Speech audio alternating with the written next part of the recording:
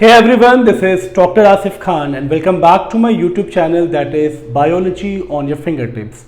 आज के सेशन में जो टॉपिक हम लोग डिस्कस करने वाले हैं, this is completely different from the Mendel's pattern of inheritance because we are going to discuss deviation from the Mendelism. तो डेविएशन फ्रॉम मेंडलिज्म और deviation from the Mendelian ratio ये मेंडेलियन पैटर्न ऑफ इनहेरिटेंस से एकदम अलग है. क्यों अलग है ये बात मैं आपको पहले प्रूफ करूंगा, उसके बाद हम लोग पिक करेंगे डेविएशंस. तो डेविएशंस फ्रॉम मेंडेलियन रेशियो की अगर हम बात करें ना तो ये अलग क्यों है, क्योंकि मेंडल का जो पैटर्न ऑफ इनहेरिटेंस था ना, इसमें एक चीज आपने ऑब्जर्व की होगी. क्या ऑब्जर्व किया था कि इन Mendel's pattern of inheritance, Mendel's pattern of inheritance, अगर मेंडल्स के पैटर्न ऑफ इनहेरिटेंस की बात कर रहे हैं तो ये क्या इंडिकेट करता था that F1 progeny resembles, always resembles one of the parental trait. Okay, किसी ना किसी एक पेरेंटल ट्रेट को रिजेंबल करता था. हालांकि वो केस पूरा का पूरा कंप्लीट डोमिनेंस पे बेस्ड था, one of the parental trait. ठीक है, इस बात को प्रूफ करने के लिए मैं एक एग्जांपल भी पिक करना चाहूंगा यहां पे.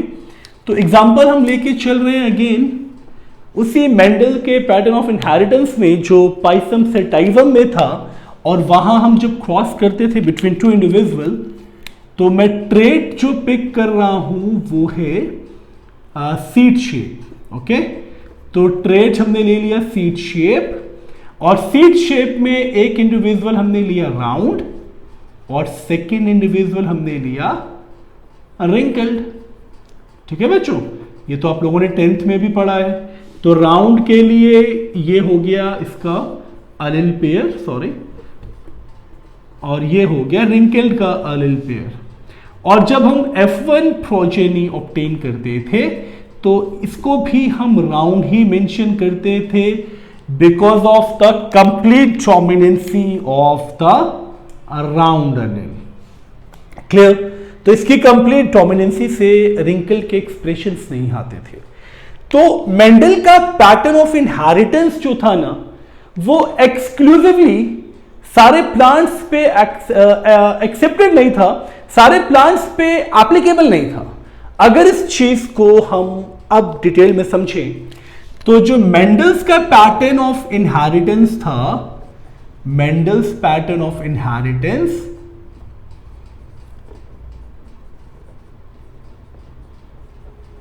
could not be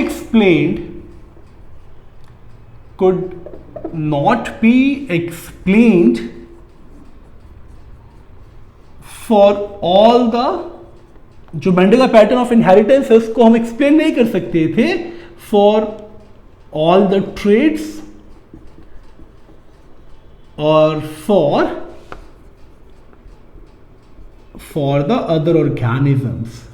देखिए यहां पे समझना यह है बच्चों कि जो मेंडल का पैटर्न ऑफ इनहेरिटेंस है ये सही तो है, बट ये सारे ट्रेट्स के लिए या सारे ऑर्गेनिजम्स के लिए एप्लीकेबल नहीं है.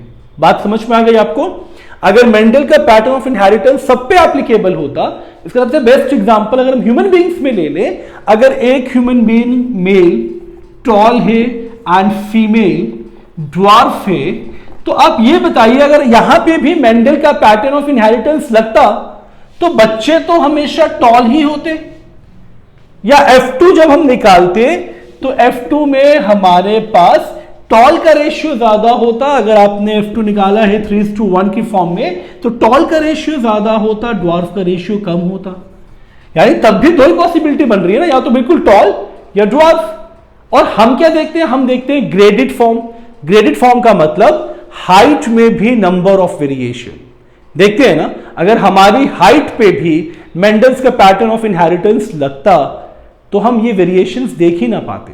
यानी हम पे भी मेंडल्स का पैटर्न ऑफ इनहेरिटेंस अप्लाइड नहीं होता. यही चीज तुम्हें प्रूफ करनी है डेविएशंस में. तो मेंडल के पैटर्न ऑफ इनहेरिटेंस की बात कर रहे थे. F1 यहां किसी एक पेरेंटल ट्रेट मोस्टली डोमिनेंट को रिजेंबल करता ही है, और जो मेंडल का पैटर्न ऑफ इनहेरिटेंस है वो सारे ट्रेट्स, सारे ऑर्गेनिजम्स पे एप्लीकेबल नहीं है। बात समझ में आ गई? वो सही है। क्यों सही है? क्योंकि मेंडल्स का pattern of inheritance discrete unit की फॉर्म में था। ठीक, अब हम कुछ एग्जांपल्स लेंगे जहां पे मेंडल्स का पैटर्न ऑफ इनहेरिटेंस एप्लीकेबल नहीं है। इसी कैटेगरी में द फर्स्ट एग्जांपल जो बहुत इंपॉर्टेंट है, बहुत पॉपुलर भी है, क्योंकि इस एग्जांपल में हम लोग डिस्कस करेंगे मेंडल का सबसे important, deviations of Mendel pattern का सबसे important example, and that is incomplete dominance. Okay, चलिए अब इनकम्प्लीट डोमिनेंस की हम लोग बात कर रहे हैं, और इनकम्प्लीट डोमिनेंस में पहले आपको इनकम्प्लीट डोमिनेंस का डेफिनेशन कह लीजिए या कॉन्सेप्ट कह लीजिए, पता होना चाहिए। तो incomplete dominance is again a pattern of inheritance. ये है तो pattern of inheritance in which F1 progeny, जो F1 है, is the cumulative effect or is the blending effect. F1 progeny is the blending effect of the parental trait. तो F1 में तो blending हुई है parental trait की। ठीक है बच्चों, ये बात आपको ध्यान से समझनी है कि F1 में तो ब्लेंडिंग है, एंड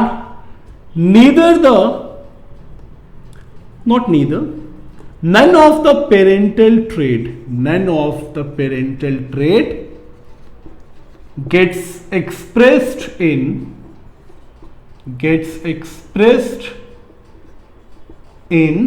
F1 progeny। चलिए अब बात यहां पे कुछ तो समझ में आ गया है कि वो पैटर्न ऑफ इनहेरिटेंस जिसमें F1 जो है वो ब्लेंडिंग की फॉर्म में आने वाला है, यानी दोनों ट्रेट का मिक्स्ड इफेक्ट, दोनों ट्रेट की ब्लेंडिंग इफेक्ट आपको प्रोजेनी में दिखने वाली है। और अगर ब्लेंडिंग की बात कर ही रहे हैं तो ये तो क्लियर है ना कि दोनों ही पेरेंटल ट्रेट F1 में तो अपीयर नहीं होने वाले। बात समझ में आ गई? और इनकम्प्लीट डोमिनेंस का सबसे बेटर एग्जाम्पल जो एनसीईआरटी ने दिया है वही हम लोग पिक भी करेंगे। एग्जाम्पल इज एंटीराइनम मेजस, और antirrhinum majus is also known as snapdragon. Okay, snapdragon. And the second one is mirabilis jalapa। Okay, second one is mirabilis jalapa। तो बहुत शॉर्ट में कहूं ना तो इन दोनों प्लांट्स में हम मेंडल का पैटर्न ऑफ इनहेरिटेंस फॉलो नहीं करना है। तो मिराबिलिस jalapa, इसे भी एक अदर नेम से जाना जाता है, दैट इज 4 o'clock प्लांट्स। ठीक है, अब इस प्लांट में हम एक ट्रेट लेंगे, ट्रेट मतलब एक हम कैरेक्टर लेंगे, और हम कैरेक्टर क्या लेने वाले हैं? हम कैरेक्टर लेने वाले हैं फ्लावर कलर, और फ्लावर कलर में हम दो कॉन्ट्रास्टिंग ट्रेट ले रहे हैं। एक हम ले रहे हैं रेड और सेकंड हम ले रहे हैं व्हाइट, यानी हम दो इंडिविजुअल ले रहे हैं, एक रेड और एक व्हाइट। आगे देखते हैं इसका पैटर्न ऑफ इनहेरिटेंस। तो दो इंडिविजुअल जो हम ले रहे हैं उसमें एक हो गया पेरेंट 1, एक हो गया पेरेंट 2। ट्रेट आपको ऑलरेडी पता है कि हम फ्लावर कलर ले रहे हैं। तो पेरेंट 1 में हम ले रहे हैं डोमिनेंट, नॉट डोमिनेंट, यहां पे डोमिनेंट की बात ही नहीं है, that is capital R which denotes red, and parent 2 that is small r which denotes white colour of flower. ये तो बात होगी पेरेंट्स की। अब क्योंकि हमें लॉ ऑफ सेग्रीगेशन जो है ना वो सब पे अप्लाई करना है। लॉ ऑफ सेग्रीगेशन का रूल क्या था? मियोसिस होते ही, गैमीट फॉर्मेशन होते ही ये जो अलिल है ये सेग्रीगेट हो जाएंगे, ये जो कांस्टेंट पेयर है ये सेग्रीगेट हो जाएगा। तो सेग्रीगेट होके क्या हो जाएगा? ये इस तरह से गैमीट के फॉर्म में सेपरेट हो जाएगा। सेम चीज यहां पे भी है, मियोसिस होगा तो ये गैमीट की फॉर्म में सेग्रीगेट हो जाएगा। चलिए ये भी क्लियर। अब रिजल्ट क्या आएगा, अगर हम इसको अब क्रॉस करेंगे तो क्रॉस मतलब हो गया इसका एक क्रॉस पॉलिनेशन। तो यहां पे क्या रिजल्ट आएगा, एक capital R small R fused हुआ, ये second capital R small R fused हुआ, तो रिजल्ट आया हमारे पास कैपिटल आर स्मॉल आर, और ये हमारी F1 प्रोजेनी है। और आपको पता है अगर आप यहां पे मेंडल का पैटर्न ऑफ इनहेरिटेंस देखते, आई रिपीट, अगर यहां पे मेंडल का पैटर्न ऑफ इनहेरिटेंस देखते तो ये अपनी कंप्लीट डोमिनेंसी शो करता और F1 भी रेड आता, बट रेड तो आया नहीं। आया क्या, ये चीज मैं रेड से मार्क करूंगा क्योंकि ये आपको बहुत अच्छे से याद रखना ही है। F1 आ गया पिंक। चलिए F1 हमने निकाल लिया पिंक। पिंक क्यों आया, क्योंकि रेड एंड व्हाइट की मिक्सिंग अगर आप करेंगे ना, ब्लेंडिंग अगर आप करेंगे तो रिजल्ट आपको पिंक ही मिलने वाला है।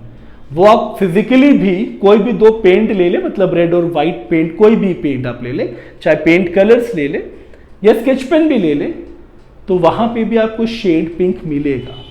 सेम यहां पे भी हमें F1 प्रोजेनी में दिखा।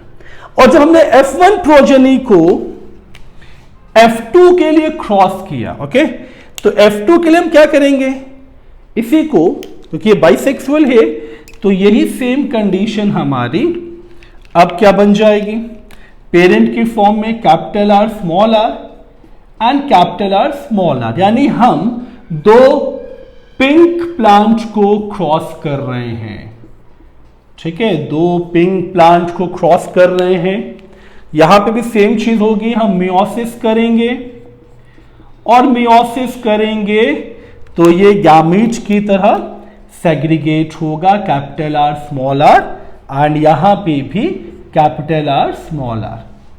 सेग्रीगेशन तो हो गया। सेग्रीगेशन के बाद रिजल्ट क्या आएगा, रिजल्ट मैं यहां पे पुनेट स्क्वायर की फॉर्म में शो करना ज्यादा प्रेफर करूंगा। तो ये मैं एक छोटा सा बॉक्स ड्रॉ कर रहा हूं, एक पेयर को मैं यहां रख रहा हूं, that is capital R and small R, और एक पेयर को मैं यहां रख रहा हूं, again capital R and small R.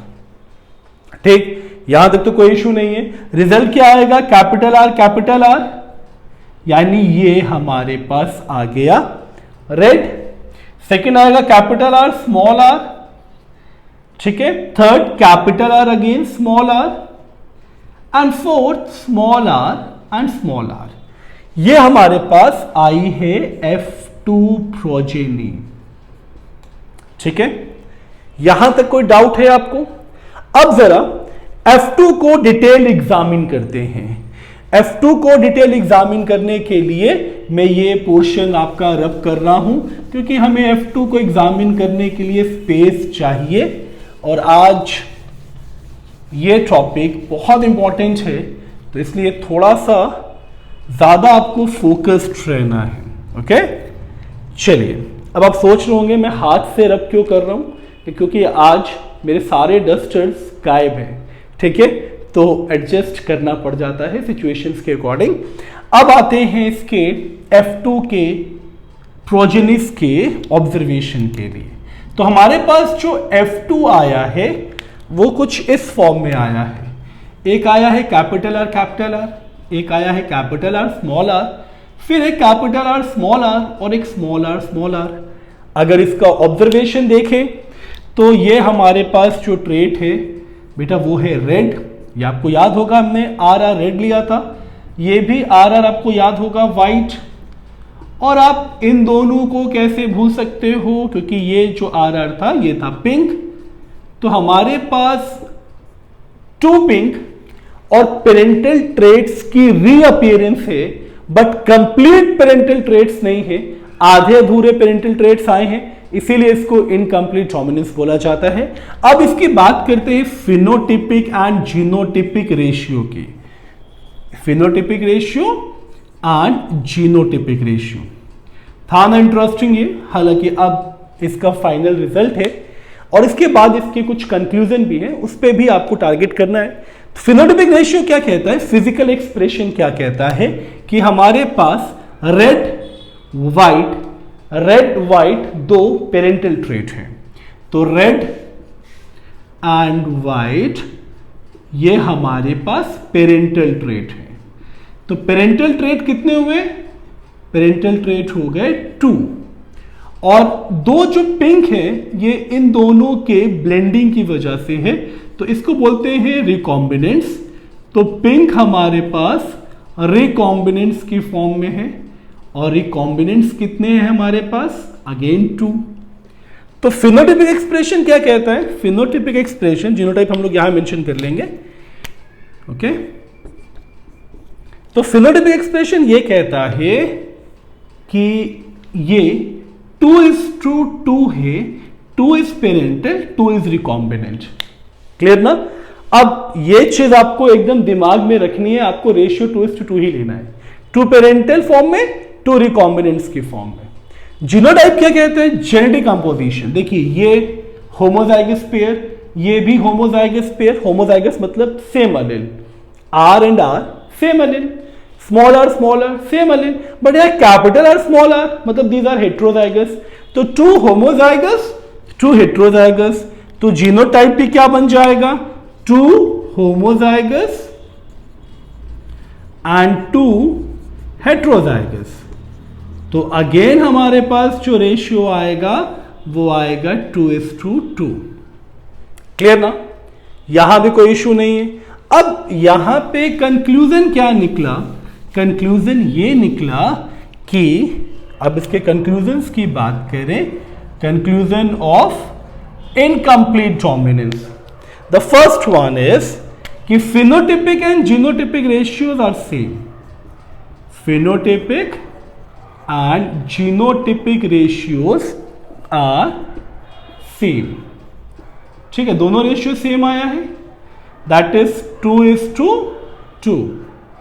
ठीक है, point number 2, pink is the phenotype of heterozygous genotype. देखिए ये हमारा फिनोटाइप है पिंक, तो पिंक इसका फिजिकल एक्सप्रेशन है, मगर जीन क्या है इसका? हेट्रो, होमो तो है नहीं, हेट्रो है।